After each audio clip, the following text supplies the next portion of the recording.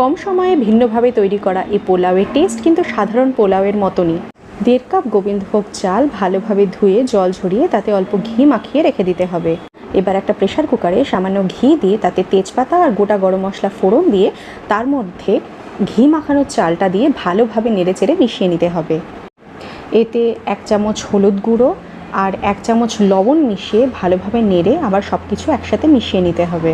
5 minute একদম কম আঁচে চালটা ভালো মতন করে নেড়ে চেড়ে তাতে দিয়ে দেবো 1/2 কাপ চিনি। তোমরা যদি বেশি মিষ্টি প্রেফার করো তাহলে চিনি একটু বেশি দেবে। চিনিটা ভালো করে মিশে গেলে একটা আঠালো আঠালো ভাব চলে এলে তার মধ্যে দিয়ে দিতে হবে ভেজিয়ে রাখা কাজু বাদাম আর কিশমিশ। কাজু বাদাম আর কিশমিশ দিয়ে 5 মিনিট কম আঁচে নাড়াচাড়া করলে দেখবে চিনি গলতে শুরু করেছে। তখন দিয়ে দিতে হবে জল। জলের পরিমাণ হবে চালের পরিমাণে ঠিক দ্বিগুণ। যেই কাপে জল মাপা হয়েছে সেই কাপেরই ডবল জল লাগবে। জল ভালোভাবে মিশিয়ে ঢাকা আটকে হাই ফ্লেমে 8 থেকে 10টা সিটি দিলেই কিন্তু তৈরি চটজলদি টেস্টি এই